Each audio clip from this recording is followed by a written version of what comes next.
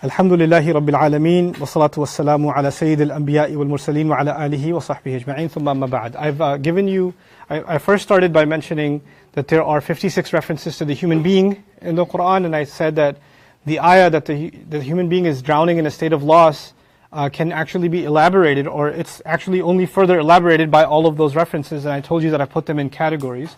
I've mentioned 3 categories to you. I'd like to succinctly kind of review what I've said to you so that your thought process, my intended thought process is clear to all of you. The first category that I mentioned was how human beings were created and what they were created from, what they were made from. And there, I discussed the dirt and the fluid and our humble origins and how we become arrogant regardless and we forget our origins. The second category is not what we were made from, but how we were made, how we were created. And what that signifies is that we are, how Allah made us, and we can't escape certain tendencies because Allah put them in us. So, whether we are halu' or min ajal, or fi kabad, or fi, and finally fi ahsani taqweem, let's summarize that. We tend to become impatient and impulsive and reactionary, and we really quickly want to get what we want to get. And we lose hope quickly, and accept the remedy to that is prayer. Allah also said that we are creatures that desire results quickly. That was put inside of us. Allah created us in a state of stress and labor. We can't escape stress and labor. That's a part of our life. That'll never go away. That's going to be there in little or big quantity. Depending on how much Allah gave you the strength or capacity, it'll increase or decrease, but it will never be gone. It will always be there. And finally, Allah says He made us in the most upright form, meaning not only are we capable of overcoming all of these weaknesses and being strong and upright ourselves, we can strengthen others as well. So by the end of it, by the time He says, لَقَدْ خَلَقْنَا الْإِنسَانَ فِي أَحْسَنِ تَقْوِيمٍ, He's essentially saying that despite all of those other weaknesses, we are capable of working through them and being strong anyway. Okay, so that's how we were made, and that's our package, the package we were given. This is our second category. So summary, what we were made from was number 1, how we were made, what qualities we were made with, what challenges we were made with is number 2. Number 3 is qualities we show, even though Allah didn't put this in us, we have certain failures ourselves. We messed up ourselves. We became kanud, we became kafur, we became walum, we became ajul, we became these things. We became ungrateful, we became forgetful, we became argumentative, akthara shay'in jadala. We make excuses even though we know what the truth is and we know where we stand. These are the qualities we developed, and these became our loss. See, in the first set, we don't have a choice. We have those tendencies, but we can get better than them. In this, we actually have a choice. We don't have to be ungrateful. We weren't created, Allah didn't say, خُلِقَ الْإِنسَانُ كَنُودًا. He didn't say that. He didn't make us ungrateful. We became ungrateful.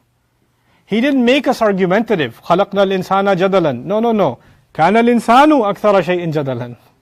Human beings become argumentative. That's the difference between the second and the third category. This is how we messed ourselves up, basically. These are the ayat in which we are the ones to blame. We can't say Allah made us this way. Okay. The third, this was the third category. And now the fourth category is one particular theme that keeps coming up in the Quran when Allah mentions al-insan, and that is when good things happen, what's our reaction? And when bad things happen, what's our reaction? Okay, and there are 2 kinds of reactions, we'll talk about that. But essentially, our reaction to good and bad. Good things happen in your life, how do you react? Bad things happen in your life, how do you react? Keep in mind that our weaknesses have already been mentioned. The ones that came with us. Halu' min ajal fi kabad. That's already there. Keeping that in mind, how do most human beings fail when they're tested with good or bad? Because both of those are tests. Allah says, وَإِذَا مَسَّ الْإِنسَانَ الضُّرِّ دَعَانَ لِجَنْبِهِ أَوْ قَاعِدًا أَوْ قَائِمًا فَلَمَّا كَشَفْنَا عَنْهُ ضُرَّهُ مَرَّ كَأَن لَّمْ يَدْعُونَا إِلَى ضُرٍّ مَسَّهُ كَذَلِكَ زُيِّنَ لِلْمُسْرِفِينَ مَا كَانُوا يَعْمَلُونَ. When the human being, harm touches the human being, when tough times hit you, when difficulty hits you, when a challenge hits you, Allah says He calls on me lying on His side or sitting up or standing, like no matter what you're doing, Ya Allah, please just relief, Ya Allah, just end this problem, Ya Allah, please make my dad better or make my child better or Give me health again. Ya Allah, solve this legal problem, solve this financial problem, solve this health problem. Whatever problem it is, you're constantly asking Allah, Ya Allah, I want this, I need this, I need this, I need relief, relief, relief, relief. Always. And Allah says, فَلَمَّا كَشَفْنَا عَنْهُ ضُرَّهُ. And as soon as we alleviate that harm that was hitting him, مَرَّ كَأَن لَّمْ يَدْعُونَا إِلَىٰ ضُرٍّ مَسَّهُ. He walks around like he was never hit with any difficulty that was killing him, that was hitting him. He walks around like, hey, you were pretty, no, I'm fine, I'm good. As if all those du'as, all that humility to Allah disappeared, and so did your relationship and connection with Allah. No need for dua, now I'm good now. I mean, dua is for bad times, not for good times. That's one kind of reaction. وَلَئِنْ أَذَقْنَا الْإِنسَانَ مِنَّا رَحْمَةً ثُمَّ نَزَعْنَاهَا. Another reaction, when we make the human being taste some of our mercy, that comes only from us, some good times, some relief, some happiness, you enjoy it just a little bit, then we take it away. ثُمَّ نَزَعْنَاهَا. Allah is saying that good time that came to you, you're not entitled to it. My health, your health, my money, your money, my house, whatever I have, whatever loved ones I have, the people in my life, the things in my life, and my own being are not my property. Allah gave them out of a mercy only from Him, not because I earned them. And so He pulls back some of what is actually His, not mine. I wasn't entitled to it. But when He does, إِنَّهُ لَيَئُوسٌ كَفُورٌ. He becomes completely void of hope, extremely depressed. Nothing is good in my life. What do you mean good? Why should I be happy? I have no reason to be happy. You know what happened to me? You know what I've been through? And you're constantly focused on the negative. And then, as a result, because you're so depressed and focused on the negative, you can't be grateful. And that's why there's a logical progression. Kafur, extremely ungrateful, in denial that anything good is happening. Don't give me a lecture about how I need to be grateful. I want to hear it. وَإِذَا أَنْعَمْنَا عَلَى الْإِنسَانِ أَعْرَضَ وَنَأَى بِجَانِبِهِ. Then another kind of reaction. Allah says when we shower the human being with favor and luxury and comfort, he just starts ignoring us. He just ignored us. وَنَأَى بِجَانِبِهِ. And turns to his side like, this is like, when times are good, man, I made some good investments. It turned out pretty good. No credit to Allah. Allah says, I gave you this, and you don't even turn back to me. You just turn away like it's all you. وَإِذَا مَسَّهُ الشَّرُّ كَانَ يَئُوسًا. And when harm hits him, when tough times come, completely void of all hope. وَإِذَا مَسَّ الْإِنسَانَ ضَرٌّ دَعَى رَبَّهُ مُنِيبًا إِلَيْهِ.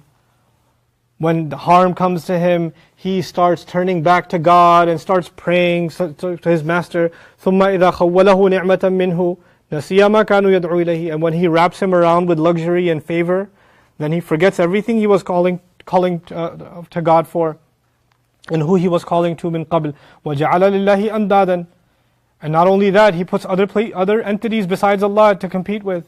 And that doesn't just mean he worships other than Allah. It actually means he starts loving other than Allah, obsessing with other than Allah. All the time that used to go in dua, now it goes to himself or into his pleasures or into something else. Other things took now competitive space with Allah in his heart. That's what it's referring to. لِيُضِلَّ عَنْ سَبِيلِهِ. So not only is he himself misguided, he misguides others from Allah's path. Allah says, قُلْ تَمَتَّعْ بِكُفْرِكَ قَلِيلًا. This is really important to understand. Allah in this ayah is describing essentially a believer. A believer who, when he goes or she goes through hard times, makes dua to Allah. When they make dua to Allah, other people see them making dua to Allah, and what are they inspired to do? Also make dua to Allah. When you see someone in difficulty making dua to Allah, you are inspired to come closer to Allah also. They become a kind of role model for you.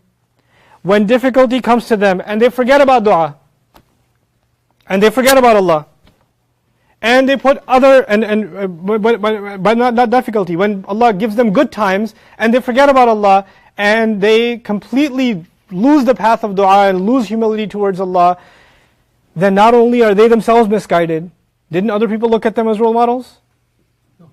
Because they inspired themselves to learn dua from them, and now when they're gone off the deep end, then others go off the deep. لِيُضِلَّ عَنْ سَبِيلِ اللَّهِ. Allah says, قُلْ تَمَتَّعْ بِكُفْرِكَ قَلِيلًا. You better enjoy your ingratitude just a little more, because you're from the people of hell. Allah is very angry with people like that. May Allah protect us from being from them. وَإِذَا مَسَّ الْإِنسَانَ ضَرٌّ دَعَانَا ثُمَّ إِذَا خَوَّلْنَاهُ نِعْمَةً مِنَّا قَالَ إِنَّمَا أُوتِيتُهُ عَلَى عِلْمٍ. He says, when harm comes, he makes dua to us. When I wrap him around, when we cover him completely and envelop him in favor, he says, all of this favor came to me because of knowledge I have. I was given all this because I'm a genius. That's why. بَلْ هِيَ فِتْنَةٌ. It is nothing but a trial. You earn nothing in life because you're so smart. All of it was just a test. وَلَكِنَّ أَكْثَرَهُمْ لَا يَعْلَمُونَ. Most of them don't even know. لَا يَسْأَمُ الْإِنسَانُ مِنْ دُعَاءِ الْخَيْرِ. There's another human tendency. Some people, they love asking Allah for good things. That's the only relationship they have with Allah. I'm making dua to Allah that I get that outfit. I'm making dua to Allah I get those sneakers. I'm making dua to Allah that, what's that new Nintendo thing that came out? The Switch. I'm making dua Switch for Eid, even before Eid. Ya Allah, make it Eid sooner. God, I need this. Making dua to Allah for stuff. All the time dua to Allah for stuff. And when you say, hey, is that the only stuff you make dua to Allah for? Yeah, what? I'm supposed to ask Allah, right? I'm being religious. You're religiously materialistic. Right? You're just asking Allah for stuff and stuff and stuff and stuff. And, when you ask Allah for things like, Ya Allah, pass me in the test, Allah pass me in the test, and then you fail. Because only thing you ever asked Allah for was dunya related. And does Allah always give you dunya when you ask for it? No. So you don't get it. Then what happens? وَإِذَا مَسَّهُ الشَّرُّ فَيَئُوسٌ قَنُوطٌ.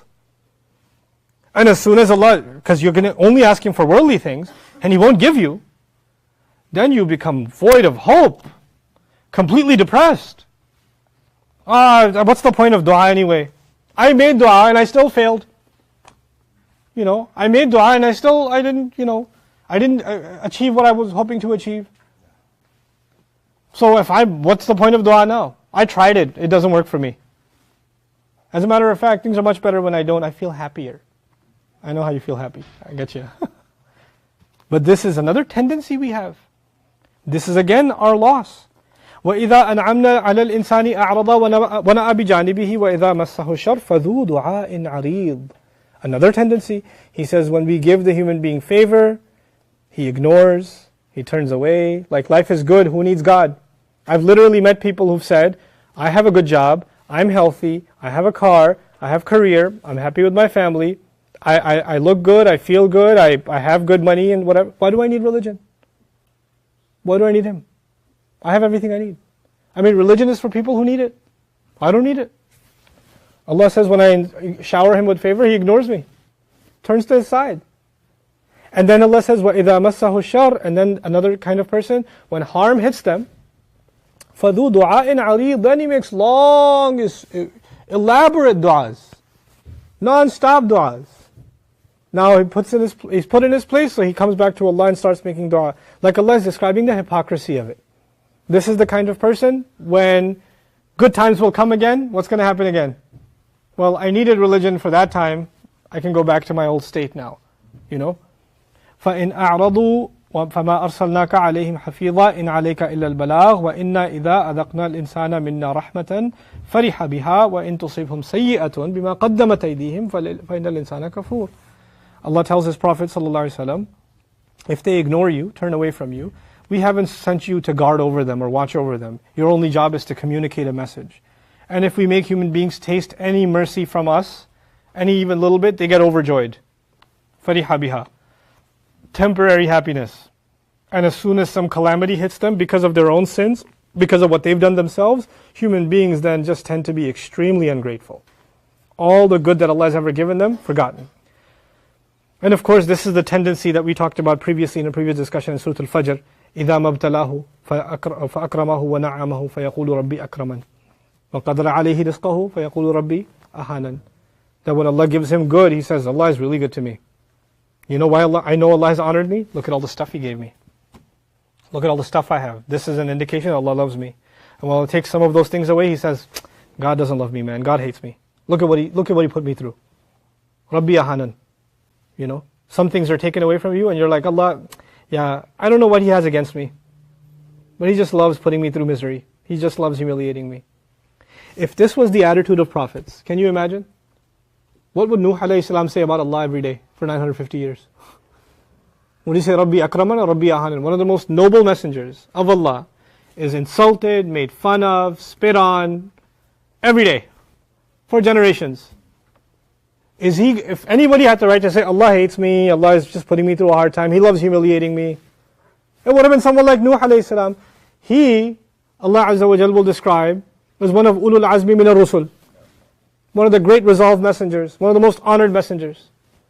Why is it that your difficulty and mine, that people put us in, or we put ourselves in, is translated into Allah put me in this? Allah humiliated me. You know? And the only way Allah is good to me is if my worldly life becomes better. That's the only way for me to know Allah is good to me. In other words, we've become materialistic even in our relationship with Allah. This relationship is supposed to be spiritual, and it itself has become, based on material parameters. وَإِذَا مَسَّكُمُ الضُّرُّ فِي الْبَحْرِ ضَلَّ مَنْ تَدْعُونَ إِلَّا إِيَّهُ فَلَمَّا نَجَّاكُمْ إِلَى الْبَرِّ أَعْرَضْتُمْ وَكَانَ الْإِنسَانُ كَفُورًا. This doesn't mention the word human being in it, but regardless, the same idea Allah mentions in many places. When you're traveling and the ship is about to sink, you call on only Allah. All the false gods are gone. When the plane is having turbulence, even the atheist says, if you're out there, I think you are, please help. And then it goes back, the plane is safe again, and the gas mask can go back up. The Malakul Maut cups that come down, they can go back up, and then you go back to normal. Go back to your ingratitude. What's the this category that Allah mentions, are the way we tend to react, the way when good happens and bad happens, what range of reactions Allah describes here. This is also our weakness. This is not the reaction we're supposed to have. We're not supposed to be closer to Allah because of calamity, and then distance ourselves when times are good. This shouldn't be the case with us. But this is yet another kind of the loss of the human being. We are in loss because we have a flimsy relationship with Allah. And the weak nature of our relationship comes out when good times versus bad times hit us. And that's really why this section is important. Then there's an unexpected section. This is now the 5th section. And the word insan is used in 3 occasions to describe the relationship we have with our parents. وَوَصَّيْنَا الْإِنسَانَ بِوَالِدَيْهِ حُسْنًا وَوَصَّيْنَا الْإِنسَانَ بِوَالِدَيْهِ إِحْسَانًا وَوَصَّيْنَا الْإِنسَانَ بِوَالِدَيْهِ حَمَلَتْهُ أُمُّهُ 3 times. Surah Luqman, Surah Al-Ankabut, Surah Al-Ahqaf. 3 times Allah Azza wa Jal mentions the human being and his relationship with parents. And I started wondering, everywhere else Allah uses the word insan, it's about Allah. And in these ayat, it's not about Allah, it's about who? Our parents. And I put this particularly right after the ayat about gratitude and ingratitude, how quickly we become ungrateful. One of the worst tendencies we have, one of the most common tendencies we have as human beings, the word insan in its frequency comes most concurrently with the word kufr or kafur or kafar or ma akfarahu, ingratitude. Like our dominant failure is ingratitude, according to the ayat. Our greatest failure is ingratitude. Then I was able to appreciate why is the word insan coming along with our parents in this section. I won't go through the ayat, just want to talk about that connection with you. Allah Azza wa Jal mentions, وَقَضَى رَبُّكَ أَلَّا تَعْبُدُوا إِلَّا إِيَّاهُ وَبِالْوَالِدَيْنِ إِحْسَانًا. Allah declared that you shouldn't worship anyone except Him and be the best you can possibly be to both parents. Similarly, He says in these ayat, أَنِشْكُرْ لِي وَلِوَالِدَيْكَ. Be grateful to me and to both your parents. Essentially, the implicit lesson here is that if a human being is unable to be grateful to his parents or her parents, then being grateful to Allah is impossible. As a matter of fact, for you, at an immature level, at a very young age, your greatest authority is not Allah. You're not aware of that yet. Who is it? Your greatest authority is your parents. They're your raziq in a limited sense. You don't know any better. They're your guardian, they're your wali. They're the ones who provide you, they're the ones who guide you, they're the ones who protect you, they're the ones who take care of you, they're the ones who bring you joy, they're the ones who remove your pain. Everything that we eventually know, who does? Allah does. Allah eventually does that, but as a child, who does that for you? Your parents are doing that for you, and eventually you'll be mature enough to know it's actually Allah who does it. But Allah made them a means to do what He does. Everything Allah does, Allah provides, Allah protects, Allah guides, Allah grows, Allah matures. Allah, all the things that Allah does, He made parents a means to give that to you. If you can't even be grateful to the ones you can see, how in the world are you ever going to be grateful to the one you can't see? So He made them, if your relationship with your parents is there's a direct proportional relationship with that and your relationship with Allah. They are connected to each other, which is why He put them together. Anishkur li wali walidayk. When Allah talks about being grateful to Him, He never mentions to be grateful to anyone else. The only other entity Allah has ever put next to gratitude for Himself is parents. The only one. And it's actually, in a sense, a remedy to the human being kafur, is actually, if you can't think that far ahead of being grateful to Allah, the first stepping stone to that, to keep your fitrah and your goodness intact, is how you are to your parents. Now, the thing is, the ayah is not about obedience to parents. The ayah is not about relationships with parents. The term is gratitude to parents. Gratitude to parents. And being the best to parents. Two things, ihsan and shukr. And what does that mean? There are ways in which I can speak to them. There's ways in which I can serve them. What is the very best way I can do so? Within my limitations. And there are lots of reasons to complain about your mother or your father. Lots of things they did that hurt your feelings, or things they could have done better, or why did they do this thing, it's so annoying, or there's lots of things to complain about for your parents.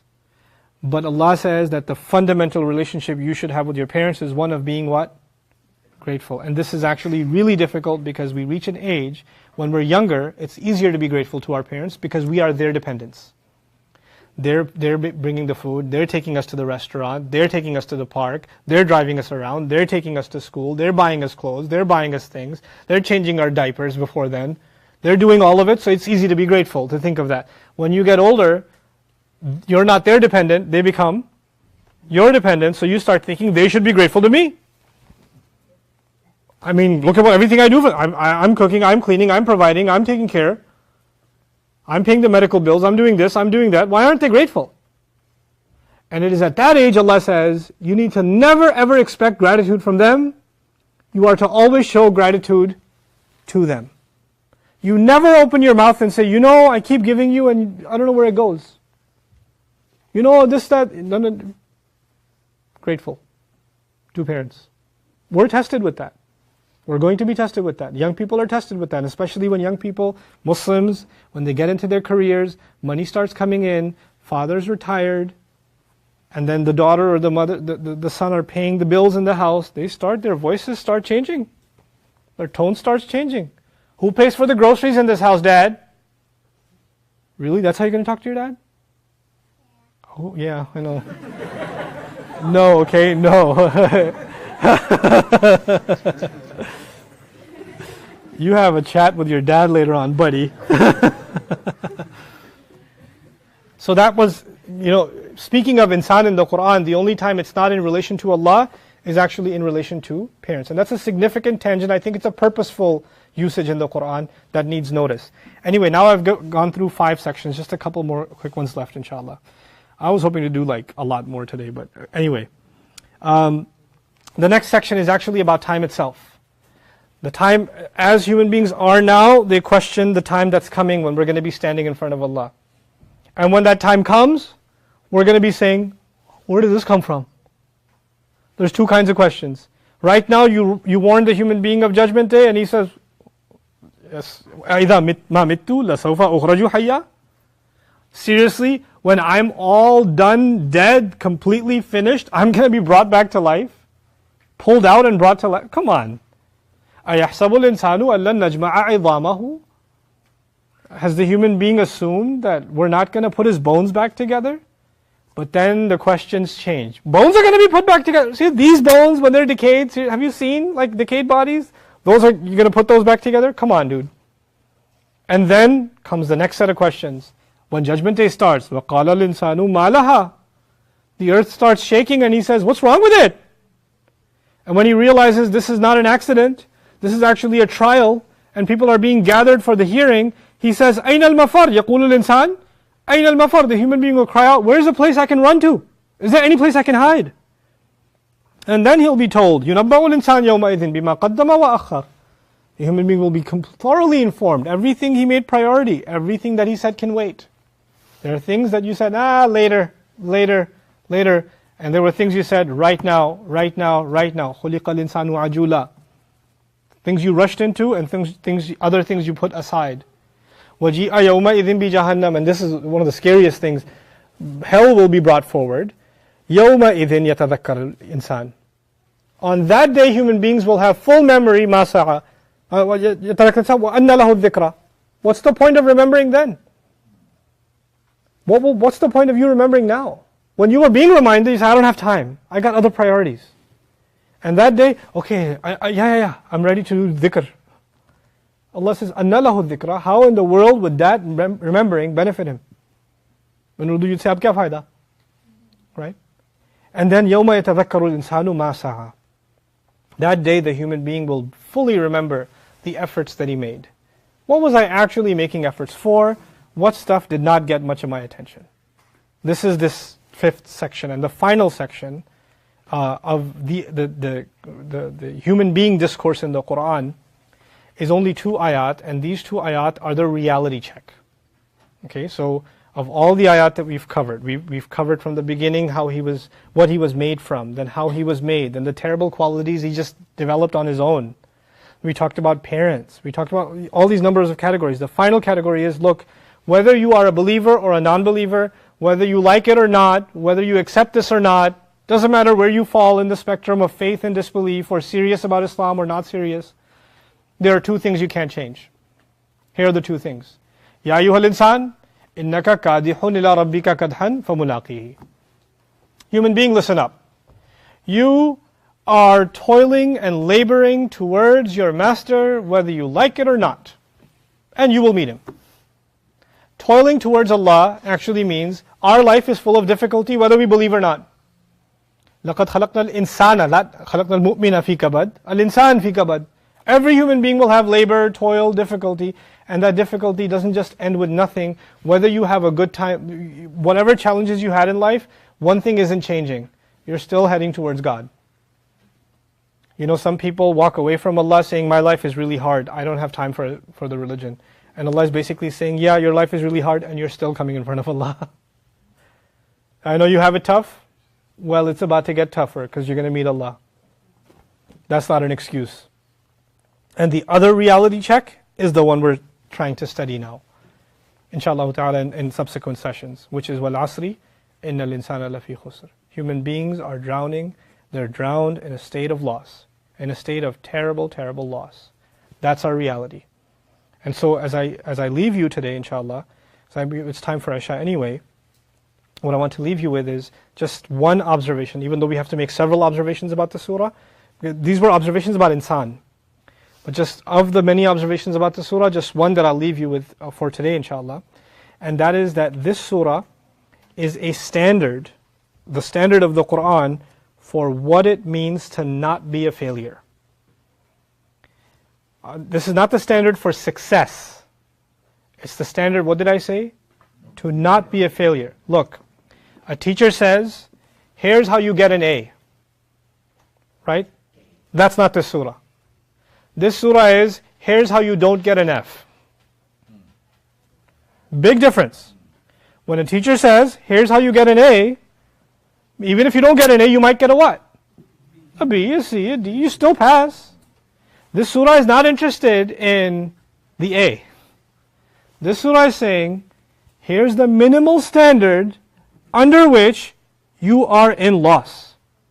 And the only people who will pass are the people who meet the minimum requirements, minimum passing requirements.